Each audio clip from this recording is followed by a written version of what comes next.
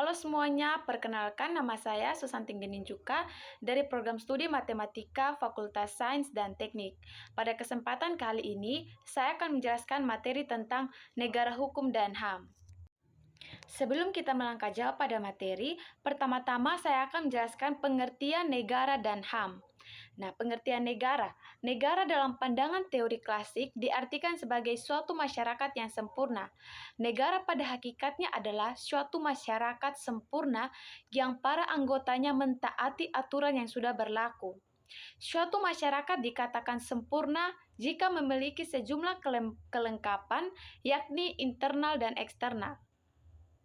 Kelengkapan secara internal yaitu adanya penghargaan nilai-nilai kemanusiaan di dalam kehidupan masyarakat itu, saling menghargai hak sesama anggota masyarakat. Sedangkan kelengkapan secara eksternal, jika keberadaan suatu masyarakat dapat memahami dirinya sebagai bagian dari organisasi masyarakat yang lebih luas. Dalam konteks ini, pengertian negara seperti halnya masyarakat yang memiliki kedua kelengkapan, yaitu internal dan eksternal.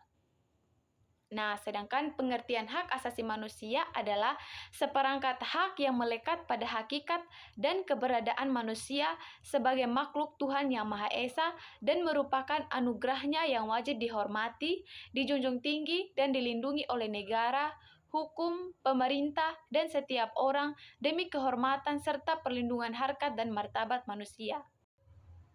Berikutnya ada negara hukum dan hak asasi manusia. Nah, pengertian dari negara hukum ini adalah negara yang tindakan penguasaannya itu dibatasi oleh hukum. Dalam konteks ini yaitu hak asasi manusia atau HAM. HAM ini memainkan peran penting. Perlindungan HAM adalah sebuah keniscayaan dalam sebuah negara hukum. Hubungan HAM dengan negara hukum tidak hanya dapat dilihat dari bentuk formal, tetapi juga dapat dilihat secara material.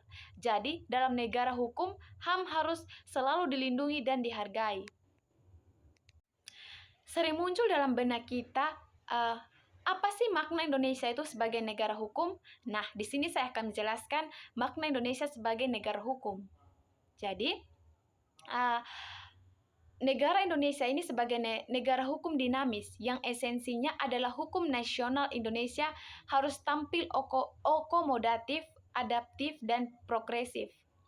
Akomodatif artinya mampu menyerap, mampu menampung keinginan masyarakat yang dinamis.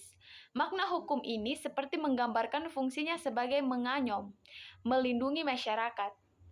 Sedangkan adaptif artinya mampu menyesuaikan dinamika perkembangan zaman sehingga tidak pernah usang.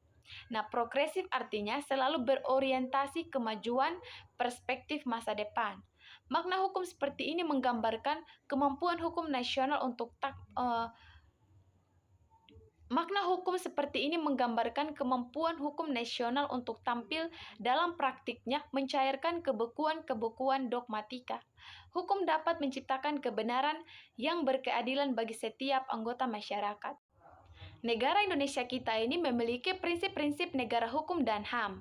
Nah, prinsip-prinsip negara hukum itu ada 4. Yang pertama itu ada supremasi hukum. Nah, hukum berada di atas segala hal dan semua orang, termasuk pemerintah dan warga negara. Tidak ada yang dikecualikan dari aturan hukum.